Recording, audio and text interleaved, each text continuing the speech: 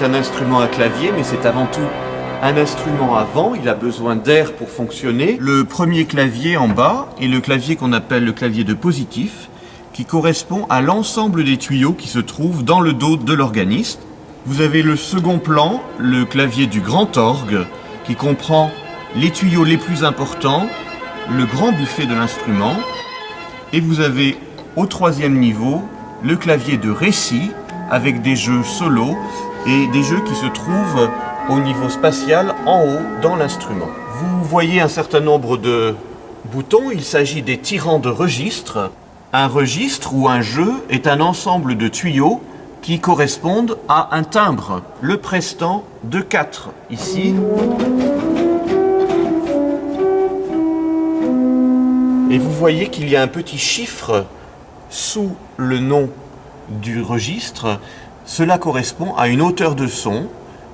Ici, vous avez une montre de 8 pieds, à savoir la hauteur moyenne qui peut correspondre à celle du piano.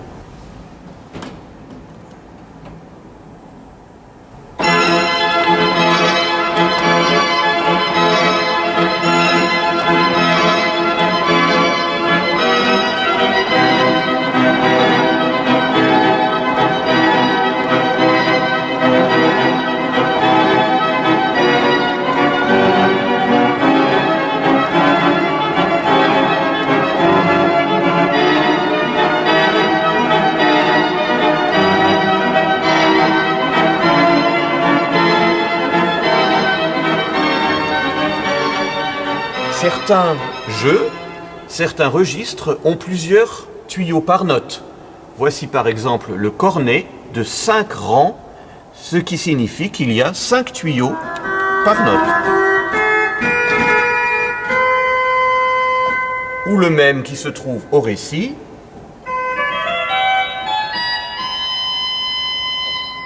Ce que je vous ai joué là, ce sont des tuyaux à bouche. Ce sont les grands tuyaux que vous pouvez voir au niveau du buffet de l'instrument, qui ont une bouche comme un être humain, avec une lèvre supérieure, une lèvre inférieure, avec des dents aussi qui permettent au facteur d'orgue de corriger le son.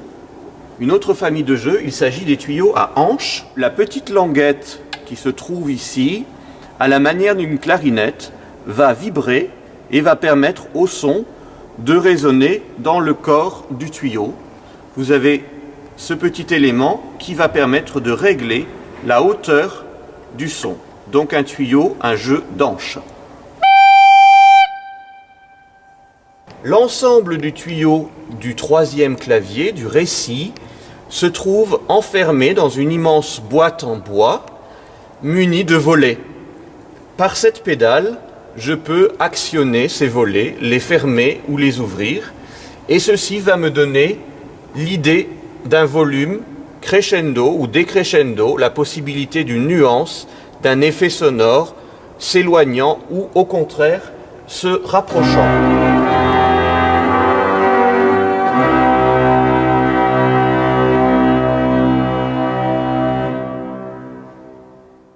Le compositeur n'indique pas toujours les timbres qu'il faut utiliser, c'est à l'organiste très souvent de choisir. Et comme chaque instrument est différent, eh bien, à chaque fois, il adapte au mieux, selon ses goûts, selon les possibilités de l'orgue et selon les désirs du compositeur. C'est donc toujours un choix très important que celui de la registration, de la sélection des différents timbres sonores de l'instrument.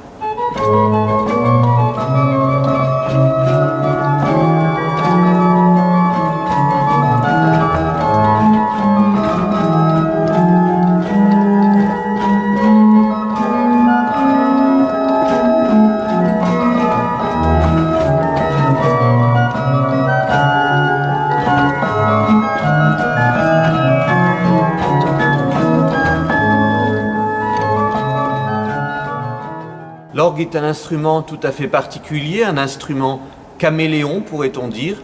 Il a de multiples visages, de multiples facettes. Il est cousin du clavecin à l'époque baroque et il partage un nombreux répertoire avec lui. Au XIXe et au XXe siècle, il est cousin du piano et souvent, d'un autre côté, il se révèle être un orchestre entier à lui tout seul, avec l'imitation de bien de ses instruments. Pratiquer sa musique, pratiquer le répertoire de l'orgue, c'est se permettre d'être au contact avec une multiplicité de styles musicaux, d'époques différentes, de pays variés. Et on peut dire que la fascination qu'il a exercée au cours des siècles a toujours été très importante. Mozart le voyait comme le roi des instruments et Franz Liszt, comme Berlioz d'ailleurs, eux le considéraient comme le pape des instruments. C'est dire toute la majesté, toute la grandeur, toute l'importance qui se dégage de cet instrument.